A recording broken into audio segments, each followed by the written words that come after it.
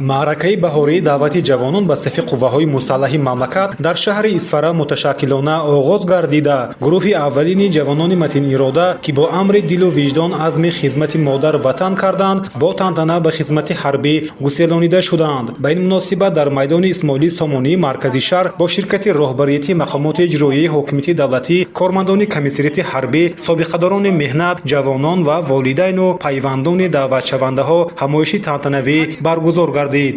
ҷоизи зикр аст, ки дар нахустин рӯзи сафарбарнамоӣ ва гусели ҷавонон ба сафи қувваҳои мусаллаҳи мамлакат, ҷамоатҳои деҳоти Воруху Чоркӯҳ аз иҷрои меъёрҳои муқарраршудаи давлатӣ бо сарбаландӣ паём расониданд, ки аз оғози нек ва муташаккилонаи маъракаи даъватӣ башорат медиҳад.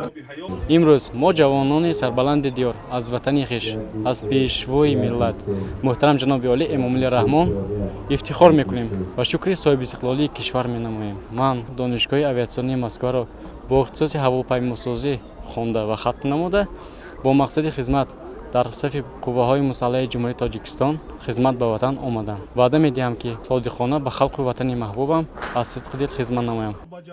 иҷрокунандаи вазифаи раиси шаҳри Исфара Шарифҷон Ҷумазода зимни суханронии хеш аз нақши ҷавонон дар таҳкими амнияти миллӣ ва мавқеи онҳо барои ҳифзи марзи бумми ватан ёдовар шуда иброз дошт, ки хизмат дар сафи қувваҳои мусаллаҳи ҷумҳурии Тоҷикистон масъулият ва қарзи шаҳрвандии ҷавонон буда, ҳимояи сарҳади мамлакат вазифаи ҷонии ҳар ҷавонмард мебошад. дигар баромадкунандагон низ зимни суханронии муқаддас будани ватан ва ҳатмӣ будани хизмати ҳарбиро таъкид намуда, бо тазаккури зарурияти дифоъ аз марзу буми Тоҷикистони соҳиби истиқлол ва шарафу номуси миллат ба ҷавонон дар адои хизмати аскарӣ сабру таҳаммул, шуҷоату далерӣ, бурдбориву сарбаландӣ ва музаффариятҳои беназирро таманно намуданд. бояд тазаккур дод, ки суханронии даъватшавандагон ва волидайни онҳо, сарбозон ва нафарони рӯзгордидаи шаҳр низ саршор аз эҳсоси баланди ватандорӣ ва расидан ба қадри сарзамини аҷдодӣ буд. воқеан ҳам солҳои охир ҷавонони мамлакат хизмат кардан дар сафҳои артиши миллии кишварро ифтихори баланди ватандорӣ ва эҳсоси бузурги худшиносӣ медонанд ва маъракаи даъват ба як чорабинии завқбахш, хотирмон ва ифтихорӣ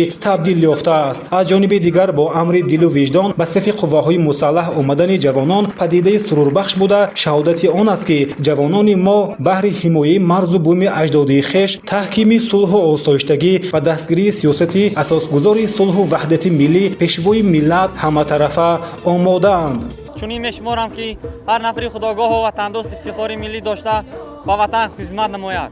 ҳису сулҳу субот ва тинҷиву оромӣ ва попарҷо нигоҳ доштани истиқлоли давлатӣ вазифаи мо ҷавонмардон аст. аз ин хотир ман ифтихормандам, ки ба сафи қувваҳои мусаллаҳ шомил мешавам ва дар ин қарзи фарзандии худро иҷро менамоям. дар ҳамоиш ба навазкароне, ки даври ронандагии ташкилоти ҷамъиятии мададгори мудофиаро аз ҳисоби вазорати мудофиа ва мақомоти иҷроияи ҳокимияти давлатии шаҳр хатм намуданд, шаҳодатномаҳои ронандагӣ супорида шуданд. ҳунарнамоии аҳли фарҳанги шаҳр ва шодиву нишоти сарбозону навазкарон анҷомбахши ин ҷамъомадӣ бошукӯҳ буд.